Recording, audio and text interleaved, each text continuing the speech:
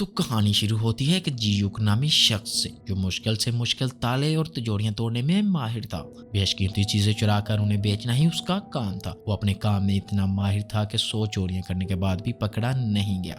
एक दिन बेशकीमती पत्थर चुराने के बाद उससे टूट जाता है।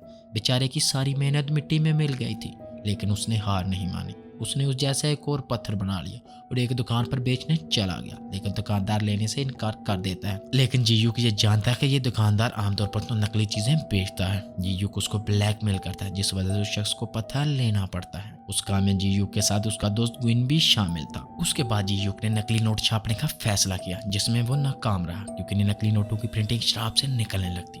जब ये बात ना बनी तो उन दोनों ने डायमंड शॉप लूटने का फैसला किया, जिसमें लगभग 3 करोड़ का माल था। ये काम भी इतना आसान नहीं था, क्योंकि दुकान में चारों तरफ सीसीटीवी कैमरास लगे थे। कैमरास को हैक करने के लिए उन्हें एक हैकर की जरूरत थी, तो उसकी कमी पूरी करता है ज़ैंग बे। इसके बारे में ये अफवाह थी कि इसने एक दफा पैसे लेकर अपने ही साथियों की मुखबिरी पुलिस को कर दी थी, लेकिन फिर भी जीयूक और ग्विन ने उस पर भरोसा करके अपने साथ रख लिया। फिर जीयूक की दोस्ती यूना नामी लड़की से हो जाती है, जो ऐसी कीमती चीजों की एक्सपर्ट है। फिर ये दोनों घूमने जाते हैं। जीयूक की नजर यूना के कीमती हार पर पड़ती है, जो कि उसके बाप ने उसे दिया था। फिर वो दोनों उस हार की जांच करवाने जाते हैं, जिससे उन्हें पता चलता है कि उसकी कीमत लाखों में है। और उतने में जीयूक ने बड़े ही आराम से बैग सोफे के नीचे धकेल दिया और सीसीटीवी कैमरास को देखने लग पड़ा, जिससे उसने अंदाजा लगाया कि उन्हें एक चोरी 10 मिनट के अंदर ही करनी पड़ेगी। और उस बैग से दुकान में छोटा सा ब्लास्ट हुआ, जिससे गार्ड्स का ध्यान भटका। तो ज़ैंग बे ने उतने में कैमरास हैक कर लिए और साथ में सारे अलार्म सिस्टम भी। और उधर जीयूक हीरे चुराने में कामयाब हुआ और तीनों ने मिलकर खूब जश्न मनाया। जब अगले दिन चू हीरो के मालिक को खबर मिली तो वो आग बगोला हो गया, और साथ में इन चोरों से इंप्रेस भी हुआ था कि इतनी सिक्योरिटी के बावजूद भी वो अपना हाथ साफ कर चुके थे। वो खुद भी एक गैंगस्टर और बिजनेसमैन था, जो खुद भी एक बड़ी चोरी का प्लान कर रहा था, और उसे भी ऐसे शातिर लोगों की तलाश थी। पहले भी उसने कई लोगों को टेस्ट किया था, जो कि उसके काम के नहीं निकले। इसलिए चो ने अपने सारे आदमी उनको ढूंढने के लिए लगा दिया, जिन्होंने उनको ढूंढ भी लिया। जो उनसे मिला और उनको अपनी चोरी में हिस्सेदार बनाने के लिए 5% का ऑफर दिया, और उनके पास हाँ के अलावा कोई ऑप्शन नहीं था, और वो मान गए। जो ने उन्हें बताया कि तकरीबन 150 करोड़ का काला धन शिप के जरिए कोरिया में आने वाला है। यहाँ आकर शिप रुकेगी, वो दुनिया का बेस्ट सिक्योरिटी सिस्टम है। और चो ने उन्हें फूड कूपन्स दिए, जो कि चोरी में इस्तेमाल करने थे। जीयूक ने भी प्लान बनाना शुरू कर दिया, क्योंकि उसकी जिंदगी की ये सबसे बड़ी चोरी थी। और उधर चो ने ज़ैंग बे को ज्यादा पैसे देकर इन दोनों पर नजर रखने को कहा। और उधर पुलिस हीरो की तलाश में जीयूक का पता लगा लेती है, और पुलिस को ये भी पता चल जाता है कि चो भी उसके साथ मिला हुआ है। जीयूक चो को धोखा देकर सारे पैसे लूटने का प्लान बना रहा था। उधर ज़ैंग बे ने चो को सब कुछ बता दिया। चो को गुस्सा तो बहुत आया, लेकिन अभी काम था।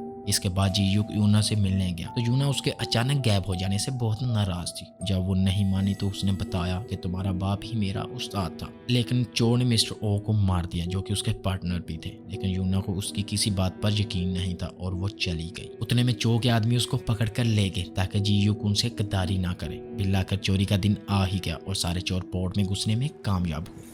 और उधर चो ने धमाका कर दिया, जिससे सब डिस्ट्रैक्ट हो गए, और ज़ैंग बे कामयाब हुआ कैमरास को हैक करने में। जीयूक तिजोरी खोलने में कामयाब हुआ, और पैसे ही पैसे। धमाके की आवाज सुनकर पुलिस भी वहां आ पहुंची थी, जिसकी वजह से जीयूक वहां से ना निकल पाया।